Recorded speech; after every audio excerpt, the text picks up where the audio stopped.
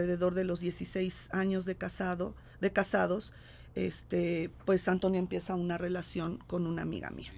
Mi matrimonio no empieza a ser como yo esperaba que debería de ser.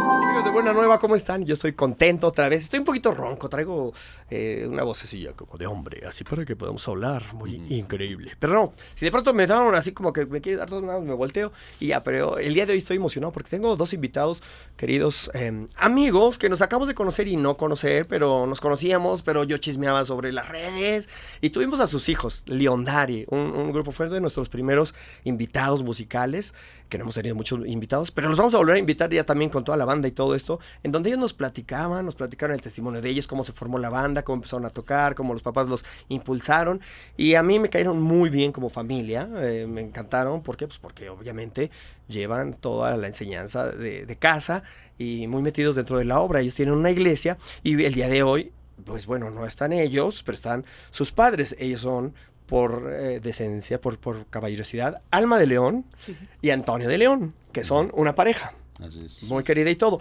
Matrimonio. Pero vamos a hablar, y les puedo hacer un pequeño preámbulo así de como en los programas, porque es algo interesante. Vamos a hablar de infidelidad, vamos a hablar de perdón, vamos a hablar de gracia y vamos a conocer la historia de dos personas que llegaron a la fe, se encontraron y después han crecido juntos. Y hoy tienen una iglesia muy interesante, muy importante aquí dentro de la Ciudad de México. Conferencistas los dos, escritores y todo, pero vamos a conocer acerca de su vida. Así que bienvenidos, mis queridos amigos. Muchas gracias. Gracias por invitarnos. Gracias por la invitación. Patrimonio, pastores. Y no sé cómo empezar. Me gusta a mí hacer como una línea de tiempo en donde pueda conocer si ustedes, conocer si ustedes nacieron dentro de la fe, que alguien de los dos empiece. Alma, si tú me haces favor de platicar. Vengo de una familia normal, neurótica. ¿Qué familia no es disfuncional en este tiempo, no? Crecí en una familia disfuncional, no porque papá y mamá se hayan separado, sino porque de verdad tenían muchos problemas de neurosis. Y era tal la situación que pienso, y lo hemos platicado con mis hermanos, todos salimos de casa, yo creo que huyendo de la situación tan difícil que era. Pero en medio de todo eso, Cristo llegó a nuestra vida. A los 11 años, en los años 80, llegó Billy Graham a la arena viejita. A la arena, a la arena. ¿O al estadio que no? No, fue en la arena. La arena México, la de las luchas. La de las luchas, que ya ahorita ya no está ahí. Pero la movieron. La cosa es que él llega ahí, habla del amor de Jesús, y mi mamá ya nos había llevado a la Dianética, al Hare Krishna, a la meditación trascendental, ella buscando a Dios, y había estado ya muy molesta con la, pues podríamos decir, la religión tradicional en México. Ella creció en un lugar donde vio muchas cosas y ella dijo, no quiero encontrar a Dios ahí. Entonces empezó a buscar en todos estos lugares y resulta que la invitan a ver a este evangelista precioso que nos dijo, recuerdo muy bien ese día, me acaban de invitar a la Arena México, vamos, es este sábado. Y mi papá le dijo, ay no, ya te acompañé a la Dianética, ya te acompañé a la meditación, ya estoy cansado, yo no voy. Y entonces yo, por acompañar a mi mamá que no se fuera solita, pues dije yo. Pero cuando Billy Graham habló del amor de Dios, el amor de Jesús, él hizo una pregunta, ¿quién quiere este amor?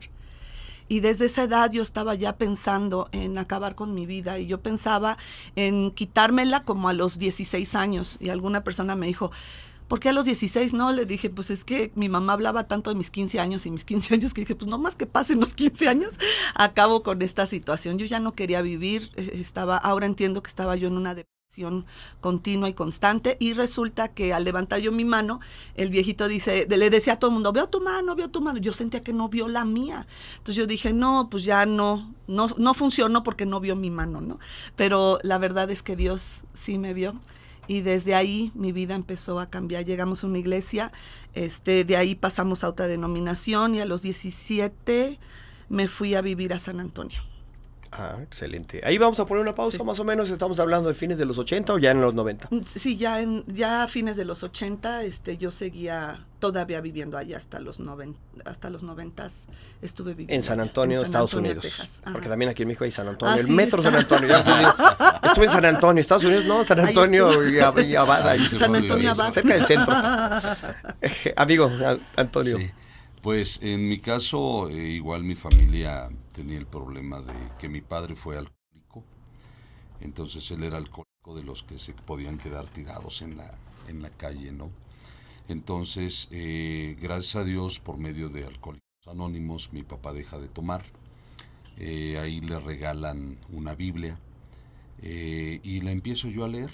Yo tenía 12 años tal vez cuando llego con la Biblia. Entonces, ya mi papá, al ver que leía yo la Biblia, me dijo: hijo, si te interesa, pues buscamos clases, ¿no? Alguien que nos hable. Y digo, bueno, pues está bien, ¿no? Pero eso, cuenta mi papá, que al día siguiente se le acerca un pastor y le dice: vecino, yo soy pastor, estoy abriendo una misión, entonces lo invito. Entonces él le llamó la atención y dice, bueno, total que fuimos a la reunión. Yo tenía 13 años, desde ese día recibimos mi papá y yo a Cristo. Ya después empezó a venir mi familia, y ahí empezamos a crecer. O sea, desde los 13 años conocemos del Señor, y pues bueno, hoy tengo 53 años, hemos estado en el Evangelio. Entonces conocimos las verdades. Bueno, también del lado del catolicismo, pues yo tenía una familia muy católica, que tal vez no lo era mi mamá, pero mi tía sí era muy, muy metida al catolicismo. Y bueno, como quiera que sea, esos son valores, ¿no? De alguna forma que te inculcan, sí. Principios, pero lo bonito para mí fue que pudimos conocer lo que dicen las Escrituras. Y gracias a Dios la vida cambió. Ya había cambiado mucho con mi papá el hecho de dejar de tomar. Pero igual mi madre sí tenía pues mucha neurosis también, ¿no? Cuando ella vino a Cristo, la verdad es que mi mamá cambió bastante. Su neurosis prácticamente se acabó. O los gritos, ¿no? Que ella dijera, se acabaron. Fue un cambio radical en la vida de mi mamá.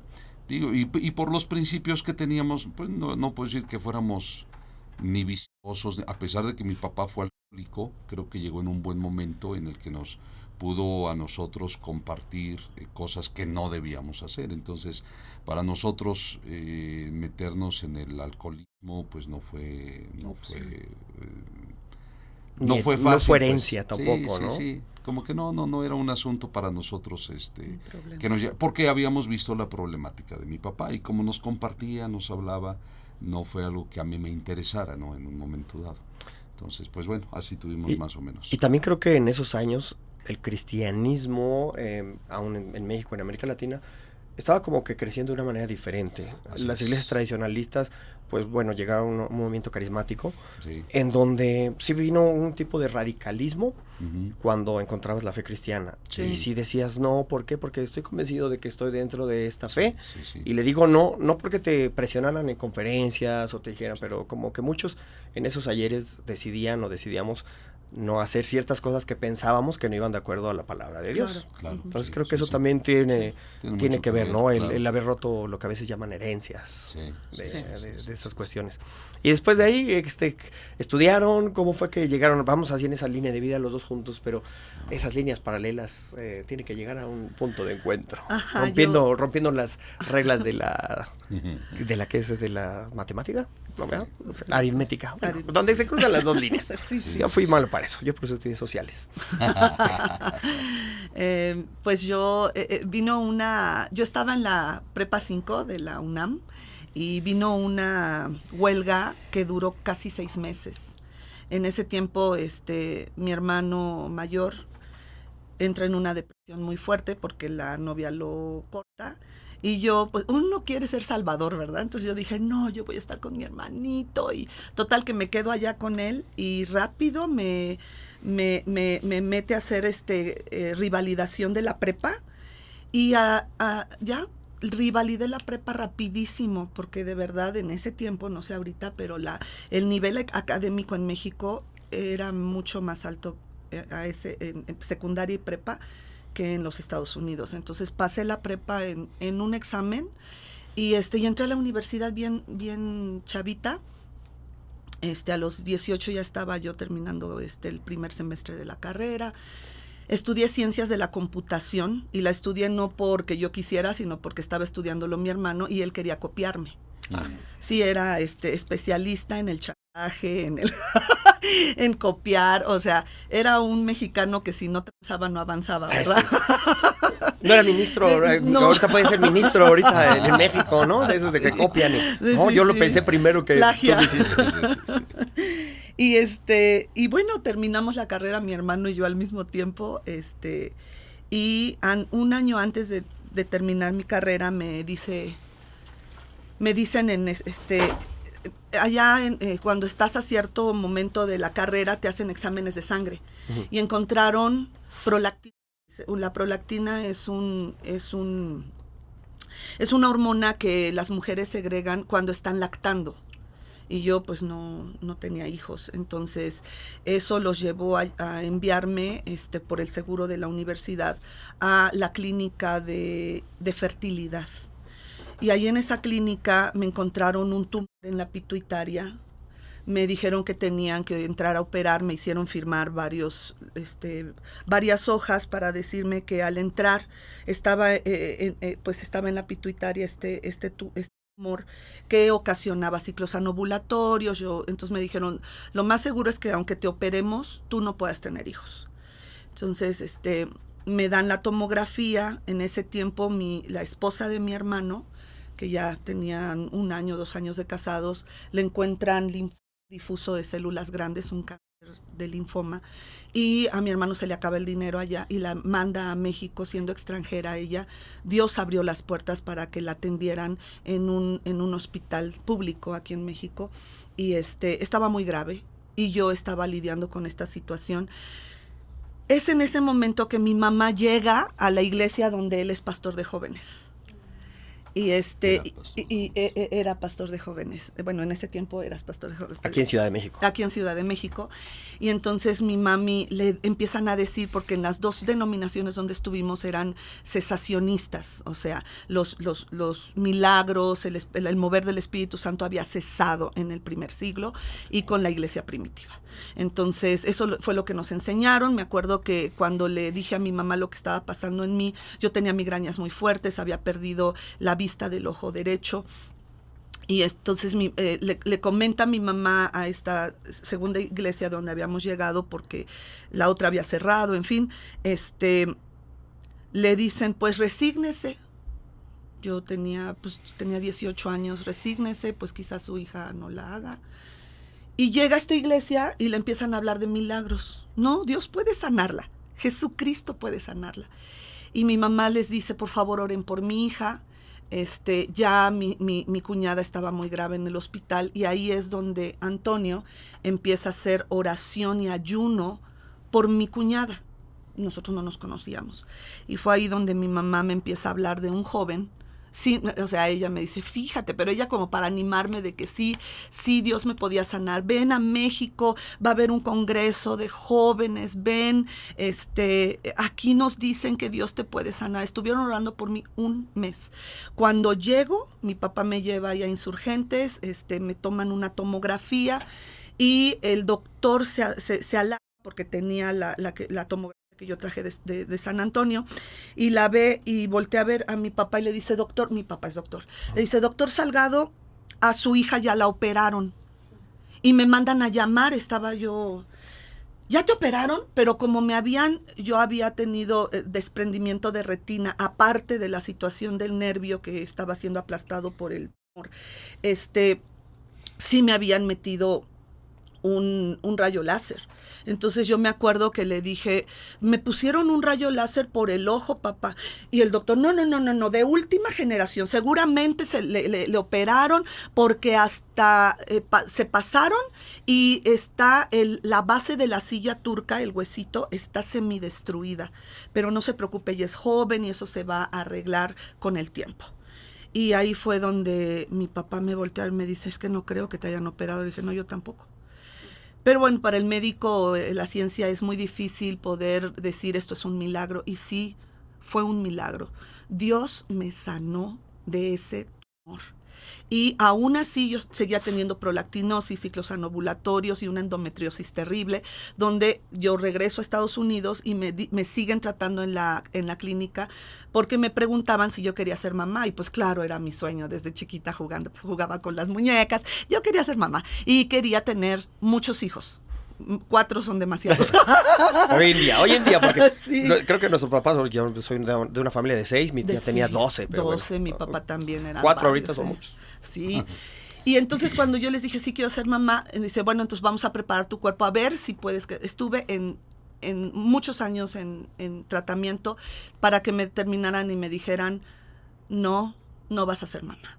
Hemos hecho todo lo posible, pero lo más seguro es que tú, si te quedas embarazada, vas a tener abortos espontáneos porque tu endometrio no está para soportar un bebé. Y bueno, no sé si quieras ya tomar de ahí, de lo de mis... Algo que me llamó la atención es que mi mamá me dice... Solamente teníamos a un joven que decía, un joven está orando. Sí, dice, es que este muchacho, sin conocer a tu cuñada, llega al hospital y dice, mamá, abrí la puerta y él estaba hincado pidiéndole a Dios con sus manos levantadas que sanara a tu cuñada. Es mi Toñito. Bueno, en mi caso, el estudio, cuando yo conozco a Cristo a los 13 años, yo a los 15 ya tenía un deseo de servir a Dios.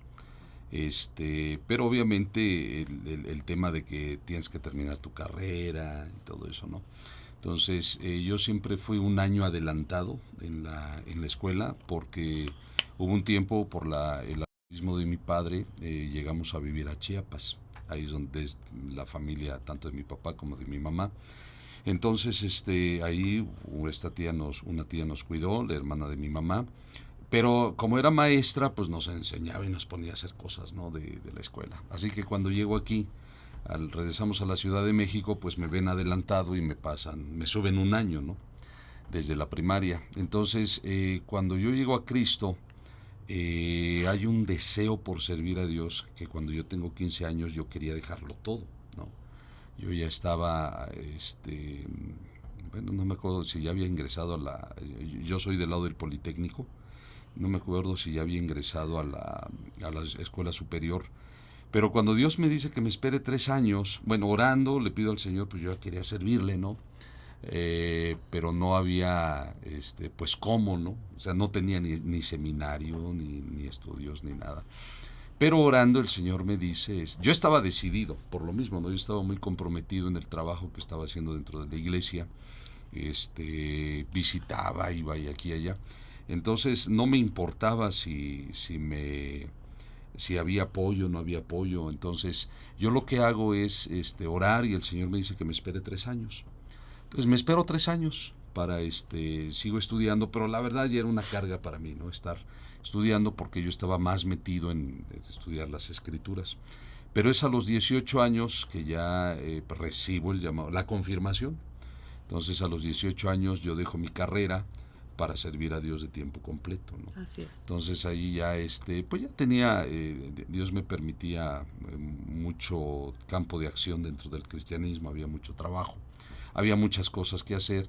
Y bueno, es por esa edad más o menos que nos conocemos, ¿no? Que llega mi suegra, viene esta jovencita, pero bueno, mi concuña, pero realmente pues era lo que hacíamos por las personas, ¿no? Llegaban y cuando había un caso difícil orábamos y ayunábamos. Digo, no era nada más yo, era un contexto general en la iglesia. Pero en ese rango fue que nos conocimos, mi esposa y yo. Sí, yo llegué y somos un cuerpo en Cristo 2. El Congreso. Así se llama el Congreso. Que la iglesia donde yo estaba era una iglesia bautista que recibe un avivamiento, una visitación de Dios. Y por eso, pues empezamos a ver milagros y sanidades. Sí, exactamente. Entonces creemos en eso. Sí, fue un milagro. Mi cuñada fue dada de alta, pero ella ya hasta el cáncer había llegado a su piel, estaba muy delgada, muy flaquita, estaba muy mal mi cuñada, y Dios la sana y Dios me sana a mí, y ahí fue donde conocí al Toñito, pero él estaba, me acuerdo muy bien que estaba con su guitarrita y se ponía a cantar, y tiene una voz preciosa. De ahí salieron los chamacos. Él es músico, yo soy música. Oye, yo dije, ese concepto está bien. Yo dije el Toñito, ¿cuál Toñito? Ah, Antonio. Sí, Antonio. Es que Antonio, aquí se le dice el Toñito. Sí. No, el Toñito yo también lo ando buscando. Sí, No sé quién es. Entonces dije, bueno, ahí vamos, uno a uno, se ponen los carteles. Ahí fue el músico, entonces tú tocabas música y todo desde... Sí, a mí realmente, a mí me interesó la música entrando a la iglesia. Entonces yo me acuerdo que le dije al Señor, yo quiero tocar una guitarra, ¿no? Si me dieras una guitarra. Mi familia pues no tenía muchos recursos, ¿no? Era muy escueto, los recursos, muy básico. Entonces me acuerdo que le pido al Señor, si me dieras una guitarra, yo solo te la dedico a ti. Y en ese tiempo el hijo de quien fuera mi pastor, de repente llega con su guitarra y me dice, toma, te la regalo. Le digo, no, ¿cómo? Sí, no, tú has de haber hablado con mi papá, te estaban dando mi papá, ¿no? Y él me dice, no, Dios puso en mi corazón que te la regalara. Entonces, bueno, pues agarré la guitarra y empecé a aprender como autodidacta, ¿no? O sea, realmente no tengo música, o sea, no tengo una escuela musical. Con el Guitarra Fácil, desde entonces. Ándale. Comprabas el Guitarra Fácil y empezamos con las de Juan Gabriel, José, y de ahí nos pasamos. Que en ese tiempo existía un coritero o coritario, no sé cómo se llama, de los cristianos, ¿no? Ajá. Entonces que traía todas las canciones, sí. y algunas no me las sabía, pero según yo, con la nota. Oye, y en ese tiempo también Canción sacaba unos folletos donde venían todas las partituras de las canciones. Pero todavía en ese tiempo todavía no estaba. Estamos hablando de los fines de los 80. Exactamente. Ya, listo. Entonces, ya después, precisamente para estas personas, porque sí, cuando llegas a la iglesia y en esos ayeres, eras de todólogo, el cristiano, ¿no? Entonces, sí, tocar, casos, limpiar, hacer, armar. Exacto. Eran tiempos bonitos. Orar, sí, cómo no. caer, cachar. Sí. De todo hacías el ministerio del trapito que ahí se empezó a hacer. Pero después. Ok, y ahí entonces ya llegaron, se conocieron. Bueno, yo lo conocí porque pues, eran 800 jóvenes en ese congreso, pues él que me iba a ver, pero yo quedé encantada y le compré todos los cassettes de ese Tan tiempo. feo que está, pero los músicos tienen un algo, ¿verdad? Es que estando allá arriba se ponen guapos. ¿Verdad que sí? Es lo que dice. Ya bajan y ya se le es como un filtro, es como el Instagram cuando están arriba cantando. No, por eso cuidado con eso, pero bueno. Y me compré todos los oía, yo tenía un gran marquís de esos grandotes. Carrote. Gastador de gasolina. Sí, gastador de gasolina, y desde allá me lo traje yo sola, a los 20 años me lo traje. Bueno, en fin, la cosa es que lo vi, yo me enamoré, pienso que me enamoré del llamado que él tenía. Porque yo no lo conocía a él, entonces más bien me enamoré del joven que sirve a Dios, ¿no? Okay. Porque yo no conocía a un joven que sirviera con tanta pasión a Dios. ¿Idealizaste? Lo idealicé, exacto. Lo idealicé pero yo estaba loca, o sea, me acuerdo que me sabía de memoria el tema que Dios, si vivimos por el Espíritu, andemos también por el Espíritu. Y me dormía en mi carro oyendo su voz. Y bueno, vuelve a hacer otro congreso al siguiente año, no, en ese año, perdón, yo regreso y ya es fin de año, ¿verdad? Y entonces dice el pastor principal, vamos a hacer un ayuno de 3 días, y este ayuno vas a poner delante del Señor tus peticiones. Entonces yo recuerdo que en el ayuno le dije, Señor, si hoy me saluda, ese era el domingo, ¿no? Si hoy me saluda, si tan solo me saluda, porque pasaba de largo y mi mamá ya le había dicho, oye, Antonio, mira, te presento a mi hija, y él así, ajá, pero él tenía un pacto interno de no tener novia. De hecho tenían un grupo de los eunucos, que después salieron nenucos, pero tenían el grupo de los eunucos y él era el presidente. Entonces habían hecho un pacto de no tener novia y fuchilas viejas y todo. Pero hubieran hecho uno de verdad, con todos los detalles, para que entonces ahí sí, ¿verdad? No era para porque para los que no busquen ahí, ¿cuál era la característica que se les hacía? Que ya después también podríamos explicar. Y entonces me acuerdo que ese día, domingo, le dije, Dios, si tan solo me saluda.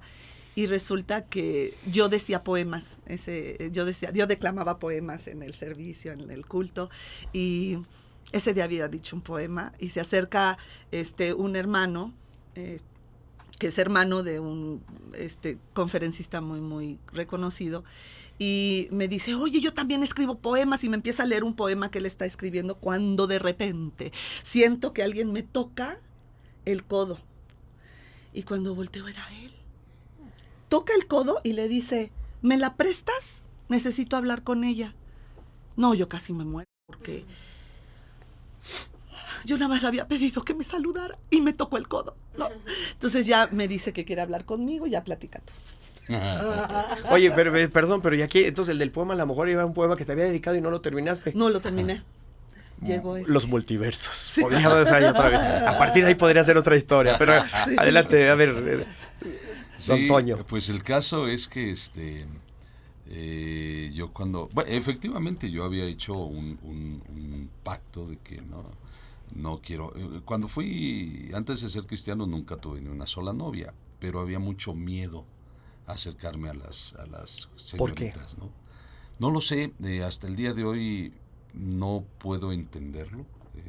Asumo que era porque mi mamá cuando nos deja en Chiapas, como que, bueno, realmente nos abandona. Bueno, ella no lo hace porque mi papá, el alcoholismo de mi papá era tan grave que pues mi mamá tiene que trabajar, porque mi papá se lo gastaba todo en el alcohol. Entonces nos llevan a Chiapas y de repente salimos al parque y cuando regresamos mamá ya no estaba, ¿no?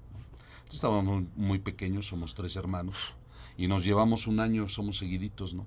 Entonces, cuando llegamos, pues dicen que lloramos buscando a mamá y no estaba. Y así nos dejaron un rato, ¿no? Entonces mi mamá venía en las vacaciones, pero digo, yo entiendo, fue la necesidad que había porque la economía no rendía. Sin embargo, yo creo que lo que me afectó a mí es esa relación con mamá. Pienso que era algún temor, ¿no? Y entonces cuando yo era chamaco, pues no tenía ganas me daba miedo más bien, ¿no? Acercarme a alguna señorita. Ahora, cuando me convierto a Cristo, yo entiendo que no existe el noviazgo como se maneja, ¿no? En la Biblia el noviazgo es compromiso para casarte. Entonces yo digo, bueno, Señor, yo acepto eso. Yo sí quiero guardarme para mi esposa. Entonces yo quiero guardarme cuando llegue la mujer que tú me des y yo estar guardado para ella, ¿no? Entonces Dios me dio la fuerza y como no tenía yo, también yo era muy hosco porque, empiezo a encontrar en la Biblia puras referencias negativas de la mujer, ¿no? Entonces digo, por culpa de Eva, el hombre pecó, ¿no? Dice Eclesiastés que un hombre justo he encontrado, pero de las mujeres no he encontrado ninguna, ¿no? Y luego dice en Apocalipsis, no, estos hombres que se guardaron y no se contaminaron con mujeres, ¿no? Entonces, la verdad, yo entiendo hoy que hubo cierto coraje hacia mi mamá por ese abandono. Pero cuando llego y veo todas estas escrituras, digo, no, las mujeres son malas. Y luego, como pastor de jóvenes, los problemas con las mujeres, pero a tiro por viaje, ¿no? Y problemas con los hombres casi no había. Entonces digo, no, las mujeres son una broma. Wow, o sea, entonces, ¿tú dirías que era así un tipo de misoginia o veías un poco? Sí, o sea, si tenías... sí, bíblica, misoginia bíblica. En eso te escudabas, nuestros traumas porque... y decimos, no, es por eso, pero hay un trasfondo interesante. Entonces eso hacía que yo, ahora sí que si una chava se me acercaba, pues ¿quién te crees tú para acercarte, no? Así nos veía, ¿eh? Pero nunca algo así como que, y el de la alabanza no es tan feo. No, ¿verdad? No. Firme. Sí. Okay. No, nunca, sí. Porque digo, puede ser. Sí, pero no, nunca hubo esa situación. Pero la cuestión de las mujeres sí lo tenía yo muy marcado, ¿no? Muy marcado. ¿Y entonces cómo fue? De hecho, hubo un sermón que las mujeres en ese tiempo me decían, es que tú no lo has escuchado. Él habló de la mujer extraña. Y puros versículos así, como él dice. Claro, Proverbios, ¿no? Proverbios sí les da una zapatiza a la mujer extraña y no te acerques y aléjate y todo. Sí, pero es muy cruel. Como que se vio de una manera general que todas las mujeres eran malas. Sí, yo sí puedo hoy reconocer que había un odio a la mujer, ¿no? Entonces, y como que las problemáticas que habían pues lo alimentaban más. Ahora, también entiendo que la situación que viví con mi mamá alimentó mucho, dejó un dolor ahí que yo lo solucioné pues con coraje, ¿no? Pero no lo había visto, no lo había visto hasta, bueno, ya después de un buen rato de que pasa nuestra experiencia. Y entonces ahí yo no me di cuenta de nada de eso. Tú estabas ahí, sentiste que te tocó y no nada más fue salud, sino... Yo estaba enamorada, como, pero como sí. Jesús, ¿quién me tocó? Ha salido emoción de mí. Sí, ha salido emoción de mí. Bueno, pero otro asunto. Ahora, a mí cuando me gustaban, digo, no que no me gustaran las chavas, sí, porque no, claro. había alguien que me gustaba y me ponía a orar. Señor, esta mujer me atrae, ¿no? Esta chica me atrae. Entonces tuvo como 7 mujeres de las cuales yo siento que me habré enamorado, pero que por muchas formas Dios me decía no es la correcta. Cuando llega ella, pues llego a la casa de su mamá y hay una foto de sus 15 años, ¿no? Y se ve muy bonita. Entonces, yo la veo y digo, qué bonita. Entonces, pero el día que la conozco, cuando llega, la verdad es que no me cayó bien. Sí, ¿no? Le caí re mal. Soy bueno, muy no re mal, escandalosa. pero no me cayó bien, ¿no? ¿Era medio fresa? Medio, ¿cómo era? Sí, como alzadita. Como... Ándale. Me imagino, yo no soy, pero digo, no sé por qué me estoy haciendo un viaje a esos ayeres. Así como que sí quiero, pero alcánzame, ¿no? Aunque dentro de ese rango, pues no tan, ¿no? Como otras personas que yo conocía. Pero sí. Pero no era mi, bueno, o sea, hubo cosas que me molestaron, ¿no?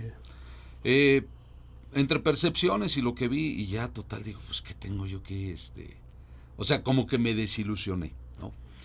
Pero había un asunto, por ejemplo, en este grupo de únicos que supuestos, ¿no? Que eran jóvenes, pues al final de cuentas. Pero si había alguna chava que se me acercara en la iglesia, ellos se encargaban de correrla, ¿no? No, le decían la vida de cuadritos.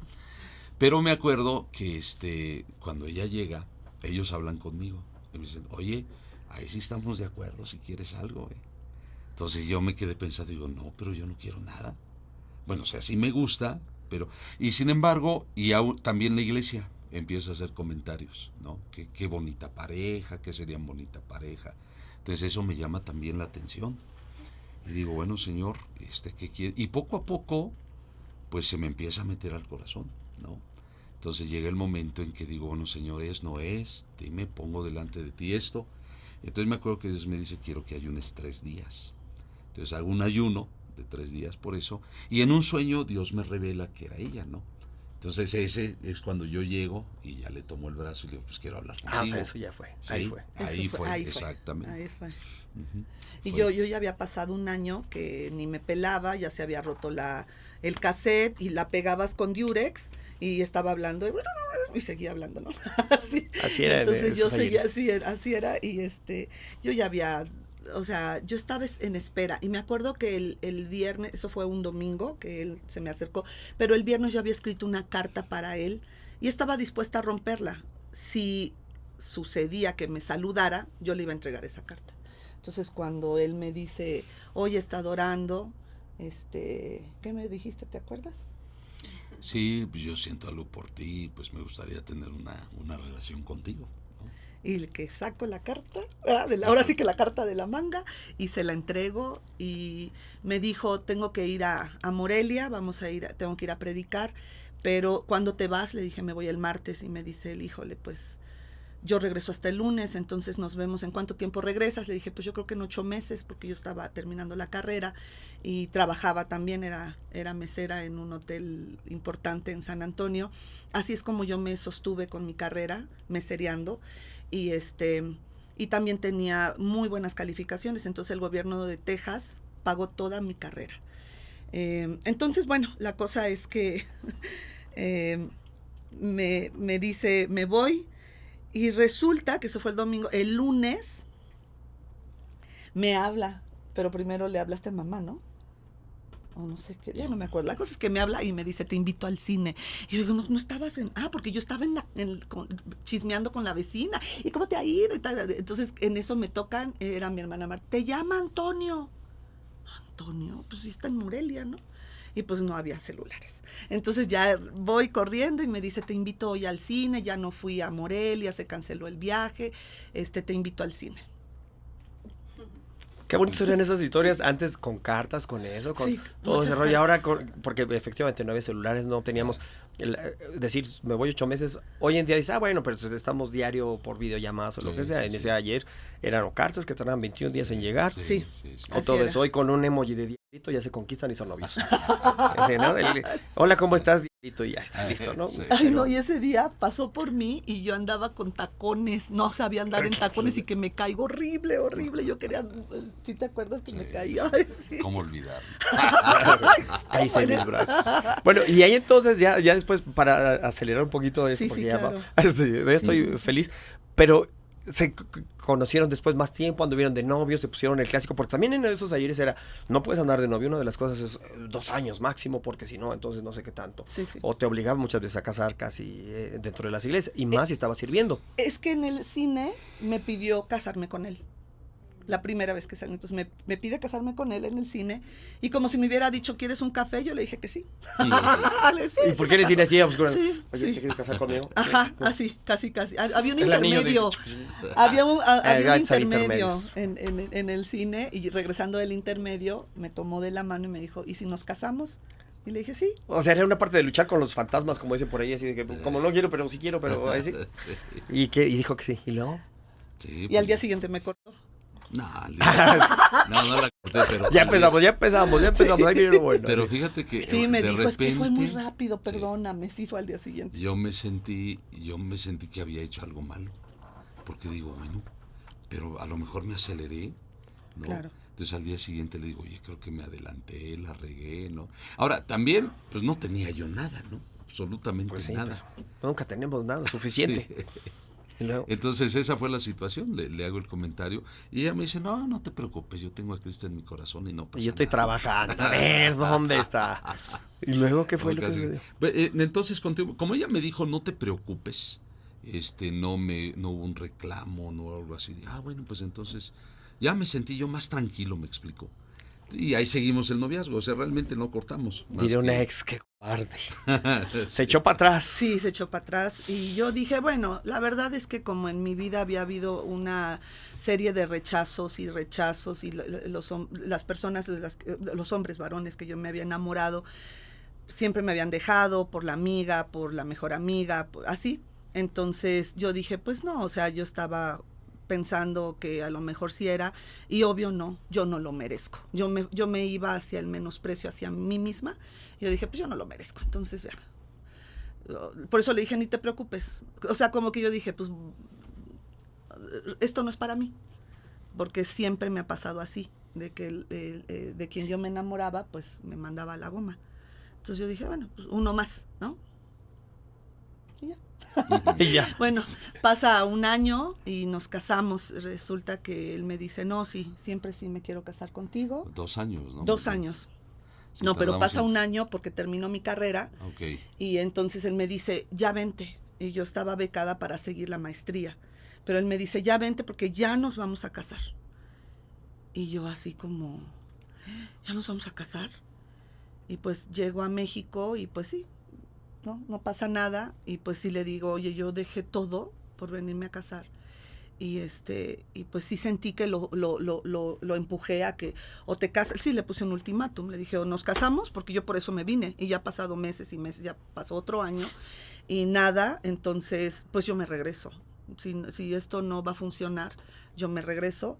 Y fue ahí donde él dijo, no, sí nos casamos, nada más que no tengo nada que ofrecerte. Y pues en ese tiempo el vivir por fe estaba como de moda, ¿no? Entonces, no tienes nada, vives por fe. Y pues yo creí en eso. Y de verdad que fue impresionante porque el día que nos casamos, mi prima había deshecho un compromiso, que ella se iba a casar ese día que nos casamos, y nos regaló todo. El salón, la familia puso la comida. Bueno, era en esos tiempos de que todos están invitados y neta llegaron 800 personas a la boda. Sí, y a todos, como le hizo Dios, todos comieron, todos, muy padre. Fue una boda muy bonita. Bueno, hasta la luna de miel fue regalada.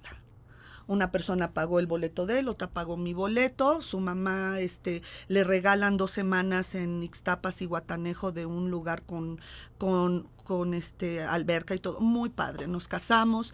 Y pero yo siempre me sentí menospreciada por Antonio, siempre. Entonces no sabía hasta dónde pues estaba esta situación del menosprecio hacia mi persona. Y bueno, hoy entiendo que era un espíritu de misoginia muy fuerte. Uh-huh. Y donde tocamos fondo, pues llegó un momento en el que yo pensé que así era la vida, y como también en la familia mi papá siempre menospreció a mi mamá, pensé que así era la vida y que el menosprecio que yo recibía pues no era nada comparado a lo que mi papá le hacía a mi mamá, porque él era cristiano. Entonces yo dije, no, pues yo estoy chida, no hay bronca.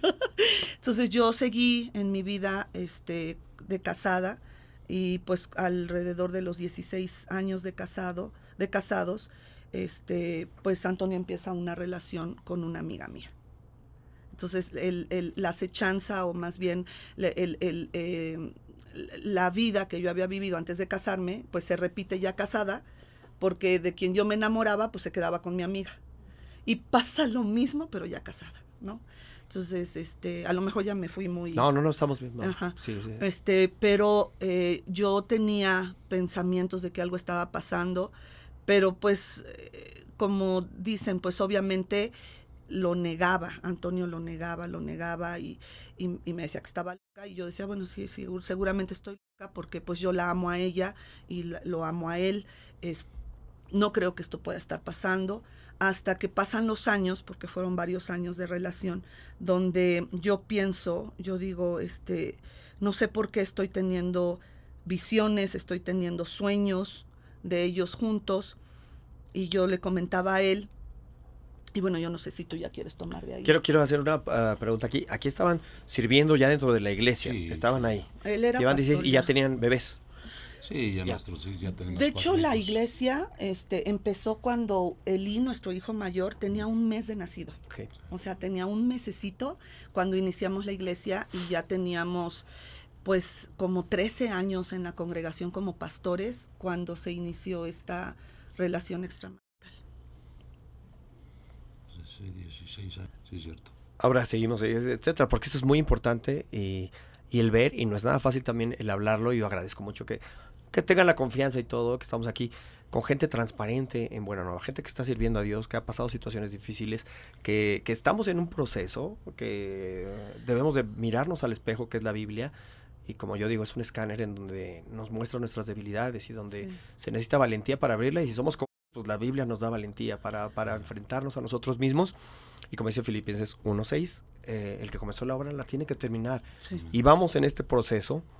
Pero qué bueno es, de alguna manera, aunque duela, el darnos cuenta de las situaciones difíciles, ¿no? Entonces, es que creemos que no nos va a tocar, Paco. Creemos que por ser cristianos, el divorcio, la infidelidad, la traición no va a tocar a la puerta de nuestra casa, porque somos hijos de Dios. Y Dios tuvo que hablar a mi corazón y al corazón de nuestros hijos cuando vivimos todo esto, y cuando papá se fue de casa. Cuando Toñito se fue de casa, yo decía, es que esto no puede estar pasándome. La verdad es que yo decía, cuando me casé, yo decía, no, estoy viviendo el sueño de mi vida, ¿no? Porque pues ya me casé con un pastor, yo no voy a sufrir.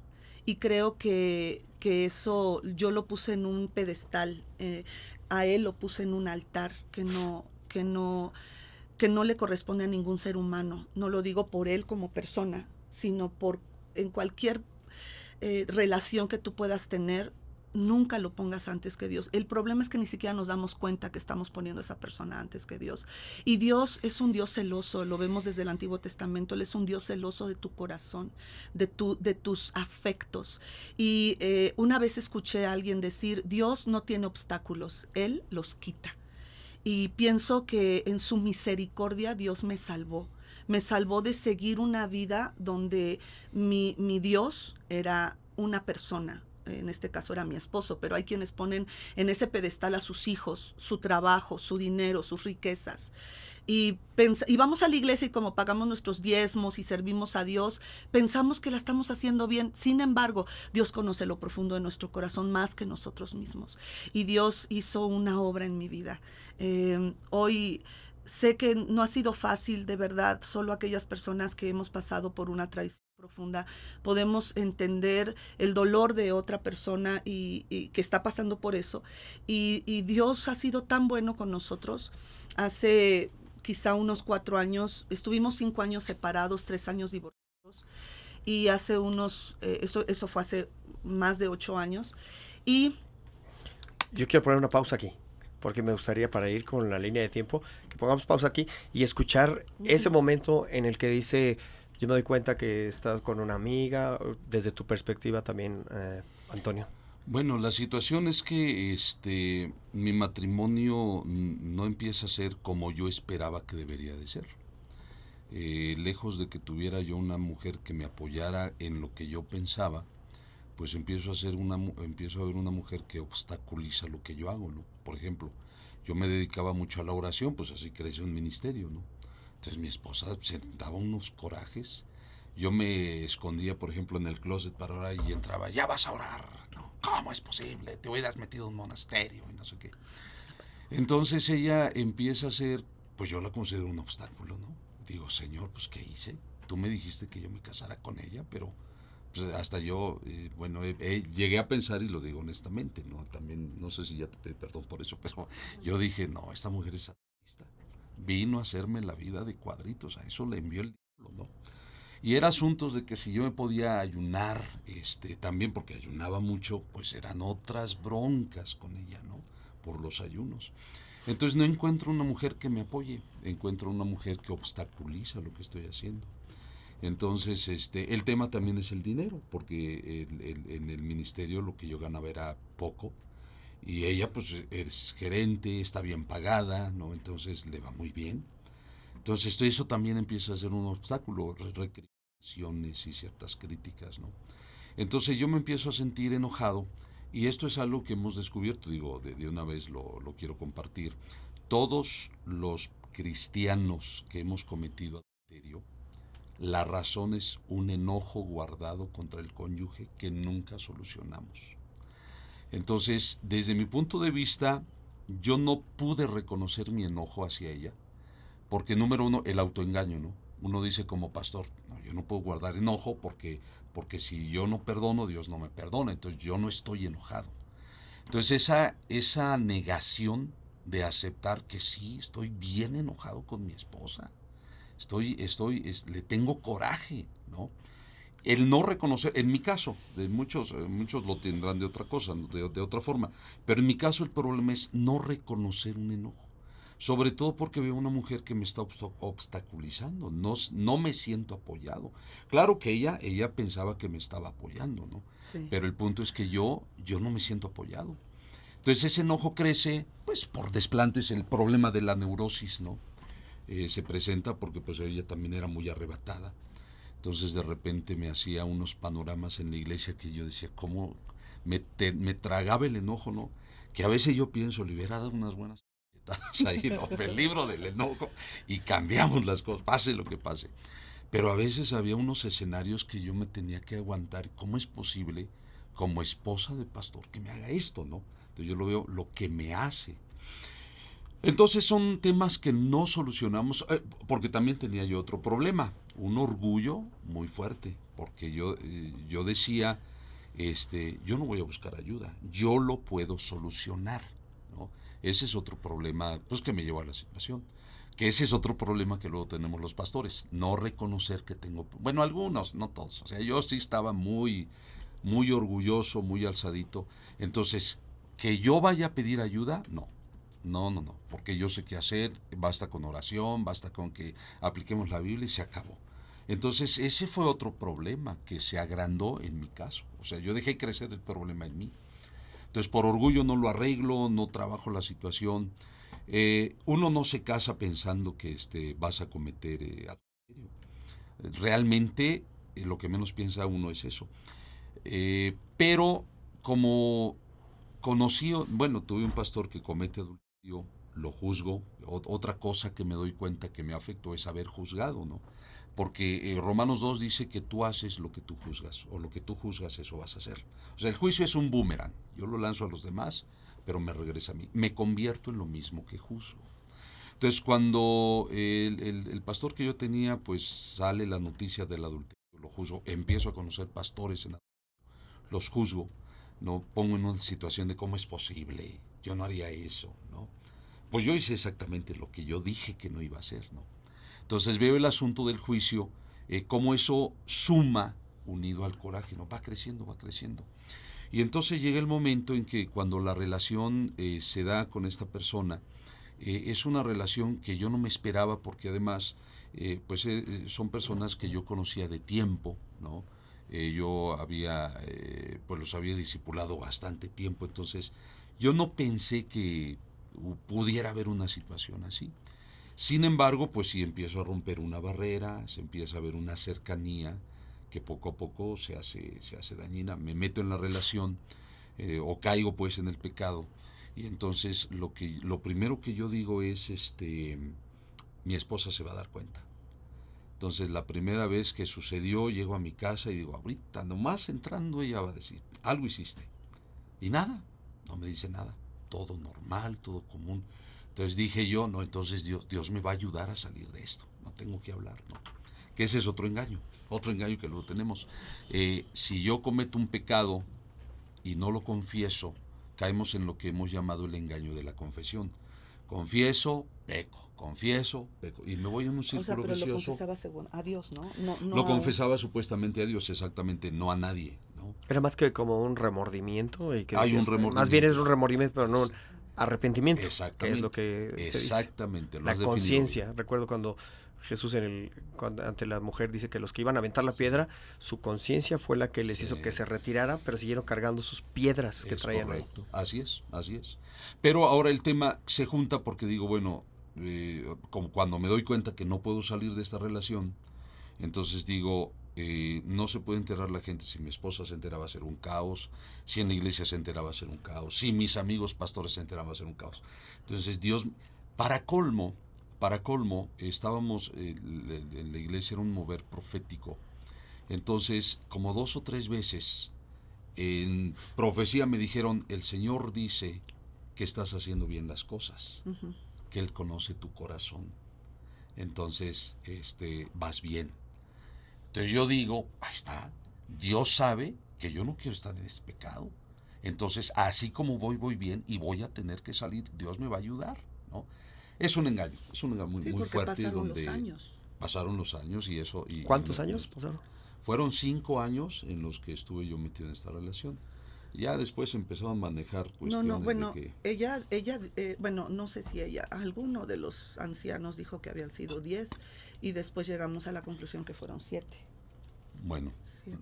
La verdad yo en tiempos no soy muy sí, claro, pero no se acuerda. 5, 7. Pero fue mucho, fue demasiado. Sí, fue un tiempo más de lo común, ¿no? Entonces, para mí fueron 5 años por las cuentas que según yo hice, ¿no? De lo que, porque yo estaba a punto de cumplir 40 años también cuando esto sucedió. Entonces, cuando esto sucede, yo dije, este rollo que dicen de los 40 crisis de años los 40. es verdad. Buscando justificar cualquier cosa. No, más bien como que me hizo un clic, porque eso me lo dije para mí. Sí, es verdad, o sea, hay un rollo cuando cumples 40 años, ¿no? Yo estaba a punto de cumplir 40 años, por eso, y cuando sale, yo tenía 45 años cuando sale a la luz, por eso yo entiendo, pues bueno, fueron 5 años, ¿no? Entonces es mi suma. Entonces, el tema es que de todos modos es mucho tiempo, con una vez es suficiente. Ahora, el tema es ¿no? Que uno cae en este engaño y el miedo al que dirán, en mi caso, pues llega a ser muy fuerte. De todos modos, lo que yo no quise que sucediera, pues es lo mismo que sucedió, ¿no? Se entera mi familia, se entera ella, se enteran mis hijos, la iglesia, y todo lo que yo no quería que pasara, pasa. Porque es precisamente el engaño. Uno cree que lo va a solucionar. Otra cosa que aprendimos es que como cristianos debemos de llevar un programa permanente de matrimonio. Porque una cosa que decía mi esposa, nos casamos y yo pensaba, pues Dios nos va a ayudar, somos cristianos, vamos a salir bien. Pero cuando tienes estas broncas y no las hablas, como es mi caso, ¿no? Yo no lo voy a decir, pues esto se incrementa y se hace destructivo. Yo buscaba ayuda, yo sí busqué ayuda, pero todos los pastores que yo involucraba, para mi esposo no era suficiente. como que decía, ay, ¿él qué nos va a decir? ¿Él qué nos va a ayudar? Y pues eso se arrastró hasta el momento en que llegamos nos separamos, estuvimos 2 años separados, llega el divorcio y y pues no había los pastores que se acercaban a nosotros nos decían que querían apoyarnos, ayudarnos. Sin embargo, cuando se enteraban de la situación, no sé si ellos decían, esto está muy difícil, esto no puede ser, y en cuanto se enteraban de cómo había sucedido todo, quién era la persona, porque era una familia que pues era cercana, en el sentido de que en todos los cumpleaños estuvieron ahí presentes, salíamos de vacaciones juntos, Navidad y Año Nuevo la pasábamos juntos. Entonces, nos decían, no, pues a lo mejor ellos pensaban, yo no quiero juzgar a los pastores, pero pareciera como que se enteraban del chisme completo y se iban. Entonces no había nadie que... Algunos, es que sí tuvimos esa situación. Hubo gente bien intencionada que no sabía cómo ayudarnos. Ahora, en mi caso, es que se trabajan 2 líneas. Cuando llegamos a la situación del adulterio, hay que trabajar 2 líneas. Número 1, el pecado, ¿qué me llevó a pecar? Y el número 2, el matrimonio. Porque el adulterio no destruye el matrimonio. El adulterio demuestra que el matrimonio estaba destruido. Eso para mí fue tan revelador porque yo era muy feliz en mi matrimonio. A pesar de que él estaba con otra persona, yo me sentía feliz. Y no, me suena como, perdón, como justificando tal vez, ¿no? O sea, como que culpar el matrimonio estaba mal y por eso fue el adulterio. Para mí el matrimonio no estaba mal. Digo, sin ponerme del lado de alguno ni todo, sí, pero sí, podría claro. parecer como una justificación. Uno que es hombre dice, no, pues es que pues no había de otra porque estábamos mal. No, porque el matrimonio puede estar destruido y hay gente que no va a cometer adulterio. Por eso hablamos de 2 líneas de trabajo. El adulterio es una decisión unilateral. O sea, yo decidí caer en esta situación, por engaños, lo que sea. ¿Y llegó el momento en el que tú estabas en ese punto que dijiste, no, ya, hasta aquí, o fue porque me descubrieron? Porque muchas veces es eso.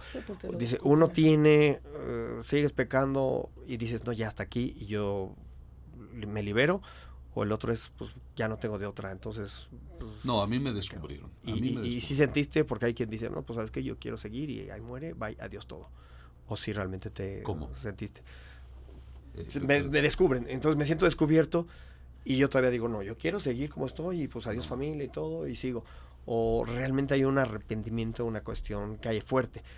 Porque tengo otro amigo igual en Colombia, muy conocido, Jorge, es un comediante, él platica su testimonio también muy abiertamente y dice, después de que fui infiel y todo, hay un arrepentimiento y una restitución, que después ahorita creo que vamos a platicar de eso, antes de que se nos vaya el tiempo, porque sí. Gracias principalmente por la confianza, pero ¿cómo te sentías tú ahí? Es que para mí es muy importante, porque la gente que nos ve está pasando por situaciones y diga, es que estoy en ese momento, pero no sé qué hacer, no sé si soy yo, por ahí tengo una caricatura de hace muchos años que decía, los cristianos no pecan o dejan de pecar porque realmente se arrepienten o por miedo a las consecuencias. Hace muchos años esa caricatura. Sí. Y entonces era miedo a las consecuencias, que mejor ahí muere y voy a tratar de conciliar. No, si entiendo bien lo que me estás diciendo. En cuanto sale el asunto, ¿desde cuándo yo quería dejar esta relación?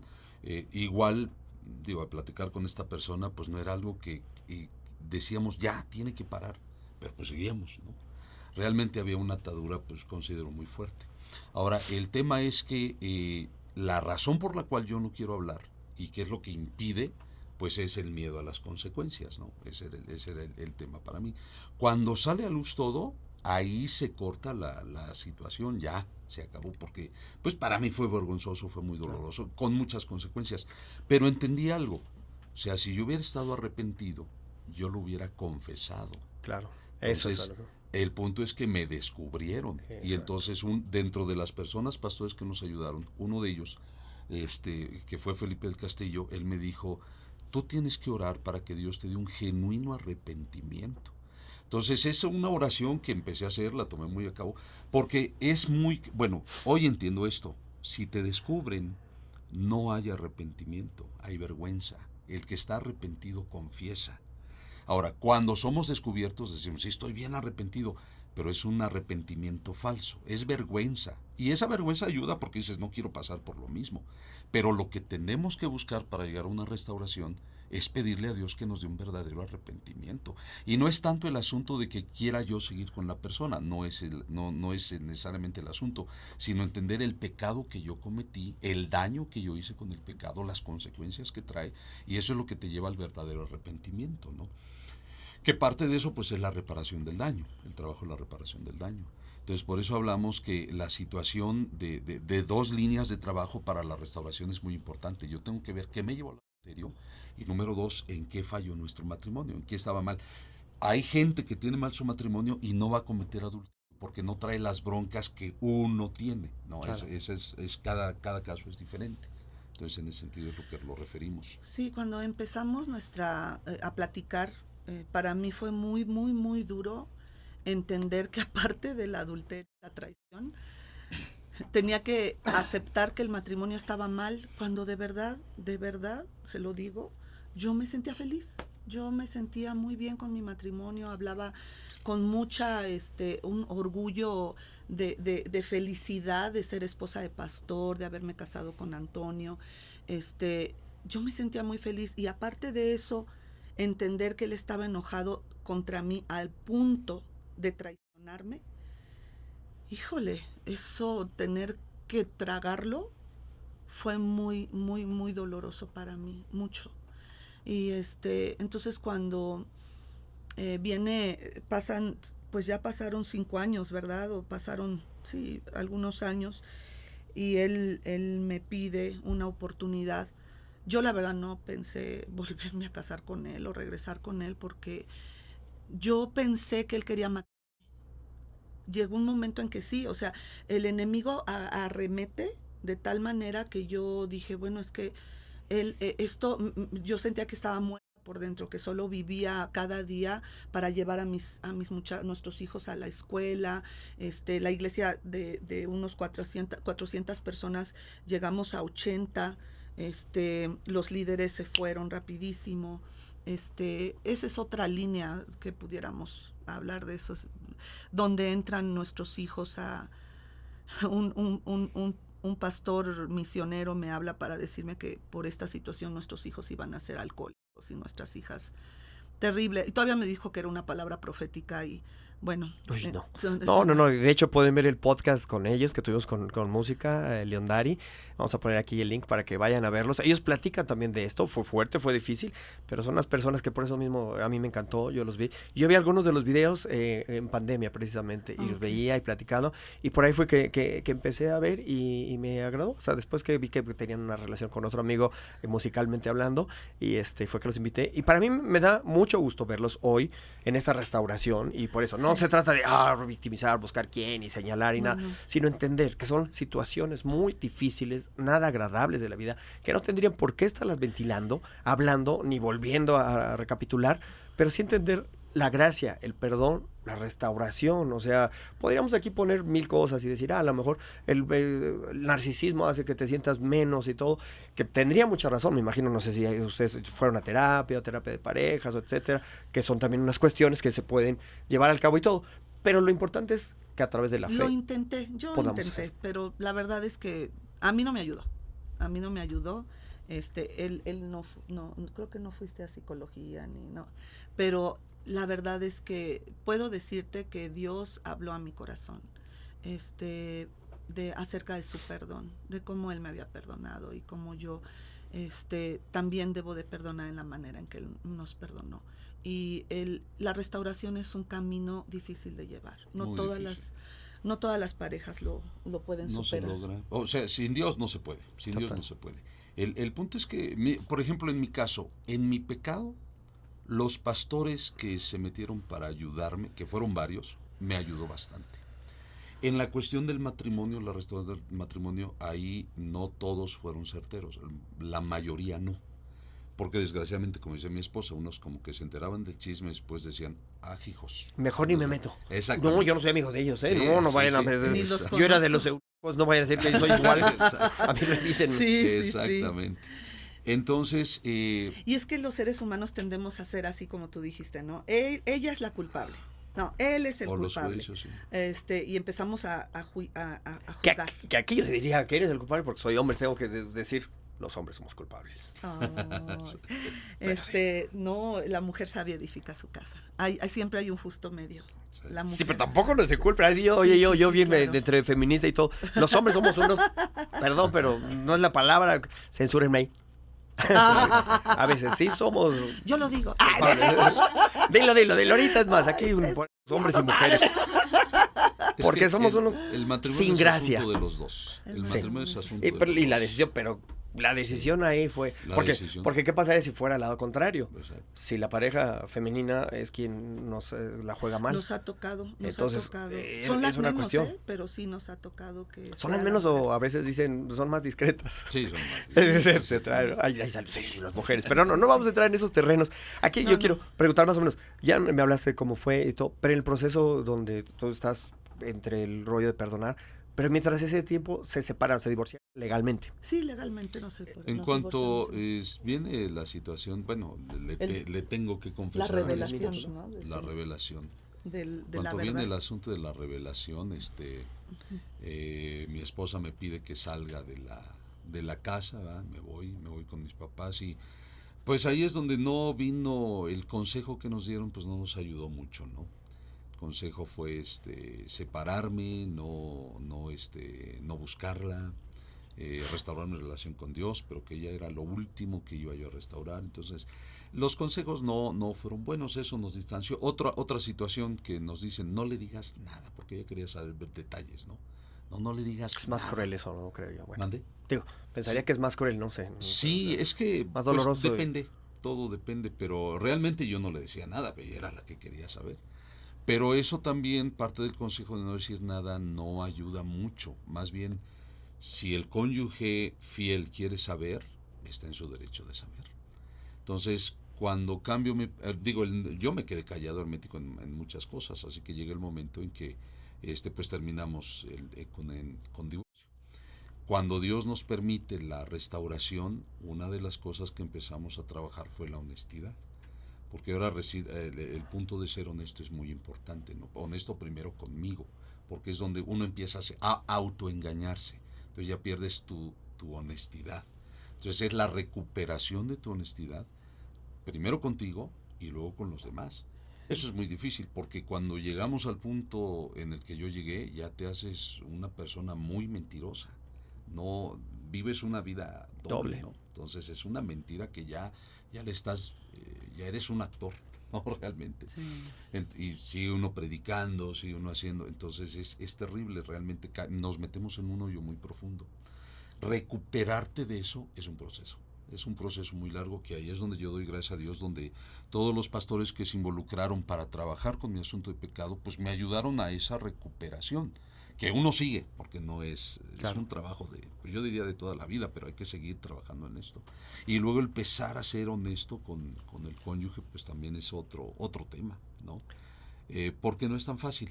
A veces tienes miedo a la reacción. Una de las cosas que había, que si yo le decía algo, pues su forma de responder, que era agresiva, yo la sentía agresiva, mejor dicho, entonces me hacía quedarme callado. Entonces es otra cosa que hay que trabajar, porque ya sé que le voy a decir no le va a gustar, pues ni modo, se va a tener que aguantar y tenemos que hacer algo. Es que seres humanos alma de león. Sí. ¿Cómo vemos tan diferente? Porque como él cuenta, ¿no? Cuando yo empecé nuestra relación matrimonial, yo traía el dinero a casa. Y no solo a la casa, sino que de verdad estaba comprometida en la iglesia. Entonces no nada más daba mi diezmo, yo daba lo más posible. Entonces yo pensaba que de esa manera yo estaba apoyando su ministerio. Sin embargo, él decía que no, o sea, así lo veía él, ¿no? Entonces, ¿cómo nuestra cosmovisión es tan diferente de lo que yo veía? Quizá porque yo estaba enamorada, yo no lo sé, pero yo sentía que así. Ahora, el carácter, sí, Dios ha cambiado mi vida y Él ha cambiado mi carácter, pero pues aquí es donde lo que vemos hacer en nuestros padres, lo repetimos. Entonces, la manera de responder, así son las cosas, pues así era yo, pero pues a él lo lastimé mucho siendo así. Y el tema de uno no decirle, no me hables así o no. ¿Por qué? Porque generas más problemas. Digo, en mi casa, bueno, con mi familia, cuando había gritos y todo, pues era normal, ¿no? Pero cuando Cristo viene es un cambio que los gritos se acaban. Entonces, por ejemplo, a mí me costaba mucho trabajo, ¿por qué no se calma, no? ¿Por qué no es más amable con sus palabras? Entonces, decirle, cálmate, a veces era más problema, ¿no? En general. El día de hoy lo tenemos que hacer. Sí, tengo que decirle, ¿sabes qué? Como que me estás contestando mal o no es la forma. Entonces, hoy tenemos que pulir nuestra... Créanmelo. Neta, así nos llevamos en la familia Salgado, así somos, o sea, así decimos las cosas, y no hay, o sea, no. No, pero no es normal, o sea, no es normal. Sí, no es normal. Eso ahora no lo sé, porque yo no sabía otra vida. Ahora pero el punto es que precisamente hoy, no, está mal. Algo que no trabajamos fue nuestra comunicación. Sí. Los hombres tendemos más para no tener problemas, ya, nos quedamos callados. Y ese es un error, porque el problema va a seguir, hay que arreglarlo. Es verdad. Entonces lo que hacemos el día de hoy es empezar a trabajar nuestra comunicación, aquello que no arreglamos, no estuvo arreglado, pues tratamos de hablar de forma que pues nos lleguemos a un entendimiento, ¿no? Ni molestia para ella, ni molestia para mí. Para ir cerrando un poquito, sí, porque el tiempo, yo estoy feliz platicando y creo que también la gente que nos está escuchando está contenta. ¿Cómo es el momento en el del reencuentro, en el horrible, reencuentro emocional, amoroso? Hubo reclamos, porque yo podría pensar, es muy difícil cuando hay un caso de esos, obviamente decías, y lo mismo, la confianza, restablecer la confianza, pues no existe, no va a haber confianza, ahora va a haber Es un proceso todo ese tipo de cosas, no es tan fácil, pero cómo deciden o por qué deciden. No solamente, bueno, te perdono, somos amigos, nos hablamos de vez en cuando, pero no.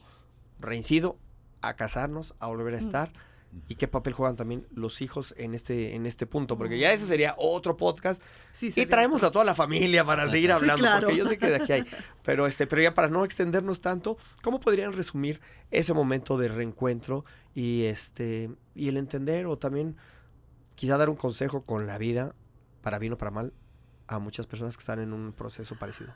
Yo no me veía con otra persona. O sea, la verdad es que yo le pedí a Dios que lo sacara masoquista. de mi Apúntame, por corazón. favor. Masoquista, sí. Como el meme ese masoquismo. Sí. Igual y sí.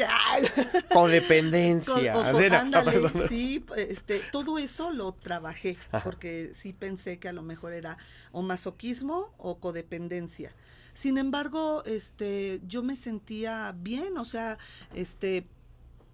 la iglesia siguió adelante, Dios me permitió seguir como pastor principal en la iglesia que iniciamos hace casi 30 años y empecé a ver que me gustaba mucho, que lo estaba disfrutando. Entonces, ya no me veía yo al lado de él. O sea, pero, sí, porque la iglesia seguía. Yo me acuerdo, sí. Y te voy a decir, Tadito, yo en pandemia estaba solo en Bogotá y todo, y de pronto salió un pequeño video donde estaban tus hijos tocando y ahí y me cayeron bien, y a partir de ahí creo que los vi, y después pasó tiempo, ya no recordé, hasta que dije, ay, ustedes pues, se me hacen conocidos, León Dari, y fue que relacioné los videos cuando yo estaba también en una época un poquito difícil dentro de mi vida, y los vi, por eso tenía muy en mente eso y se me hacía muy interesante. Sí, fíjate que, bueno, Dios muy lindo nos sostuvo. La verdad es que empezamos, de hecho, mi esposo y yo a tratar algunas parejas, unas 23, 24 parejas, de las cuales todas, menos uno. Unos sí decidieron divorciarse y continúan así. Y los demás restauraron, Dios nos ha permitido casar a algunos o renovar sus votos. No ha sido fácil, pero Dios me habló acerca del perdón, ha sido un proceso. He oído personas que dicen, no, es perdonar y no volver a sacarlo. Y yo digo, bueno, ¿de dónde son esas personas? Yo quisiera saber de qué planeta son, porque decimos, el que perdona olvida. Yo no sé cómo, no sé cómo olvidas algo tan traumático. Quizá llegue el momento en que yo lo olvide, pero hasta ahorita no he podido olvidarlo, en el sentido de que sé que lo que viví, sé que yo no conocía lo que eran las crisis de pánico y crisis de ansiedad hasta que él se fue de casa. Empecé con crisis de pánico, crisis de ansiedad, fui con psicólogos, psicoanalistas, conductuales, cristianos, algunos eran pastores, y no supe cómo poner en, no sé por qué yo no sentía que esto me estuviera ayudando. Sin embargo, Dios estuvo conmigo todo el tiempo. Apenas tendré un mes o 2 meses que conocí a una pastora que es también, da terapia cognitiva conductual, que solo estuve con ella una vez y fue una bendición para mí, una bendición en este momento.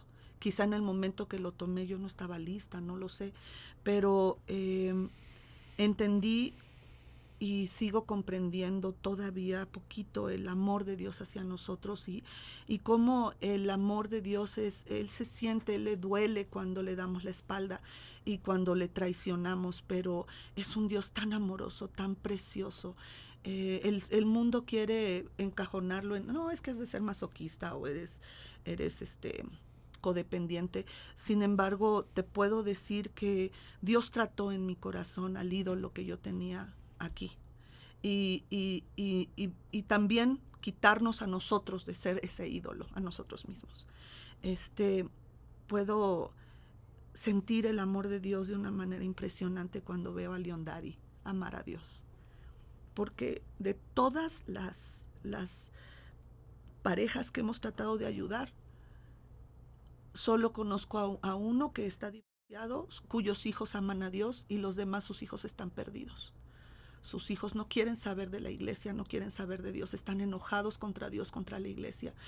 Y veo la resiliencia que Dios puso en la vida de estos muchachos de Leondari, porque hubo quienes me culpaban, hubo quienes dijeron que ellos hicieron todo esto para quedarse con la iglesia, hubo quienes dijeron que yo era tan mala onda, tan gacha, un higadito, que por eso me merecía lo que viví. Pero hoy sé que la iglesia sigue estando formada por seres humanos que seguimos juzgando, que seguimos criticando lo que no conocemos. Y Dios nos ha llevado a perdonar y a soltar. Y a entender que Dios es Dios y Él es el único juez justo, el que rinde su justo juicio de gracia y de misericordia sobre los seres humanos que no merecemos nada. Sin embargo, Él nos sigue amando. Y cuando yo veo que nuestros hijos aman al Señor y que estamos juntos los 6, es algo que yo le doy gracias al Señor, porque solo Él pudo haberlo hecho. Si tú me hubieras preguntado a mí, ¿vas a regresar con ese hombre? Yo te hubiera dicho muchas veces que no. Pero Dios empezó a tocar mi corazón y quizá pues solamente Él pudo haberlo hecho, porque si alguien me hubiera dicho, ándale, mira, ya cambió, así, ¿no? No. Tenía que ser Dios. Antonio, ¿hay segunda oportunidad? Sí, por la gracia de Dios. ¿Por Dios y por la esposa y por la familia? Pues primeramente por Dios, porque bueno, en el caso, para la mujer esta situación es tan traumático que no es tan fácil, ¿no? Había mucho coraje en el corazón de mi esposa, obviamente, y no le fue fácil, ¿no? De hecho, cuando vino el divorcio, para mí ya se acabó todo. Dije, ya no hay chance de nada, ¿no? Yo así lo vi. Entonces, cuando ella me pide, oye, tengo que hablar contigo, yo dije, híjole, ahora qué bronca me va a echar o qué. Y me dice, me voy a casar. Digo, ¿cómo que te vas a casar? Sí, que tengo, que ya no sé qué, quién sabe qué fulano, no sé, se me olvidó. Y digo, pero ya como que me queda diciendo, entonces, ¿cómo ves? Le digo, no está segura que se quiere casar. Entonces le digo, ¿por qué no me das otra oportunidad? Y ya se queda pensando, digo, dame otra oportunidad. O sea, no hemos trabajado nada. Y la gente que nos ayudó, pues no nos ayudó, dame otra oportunidad.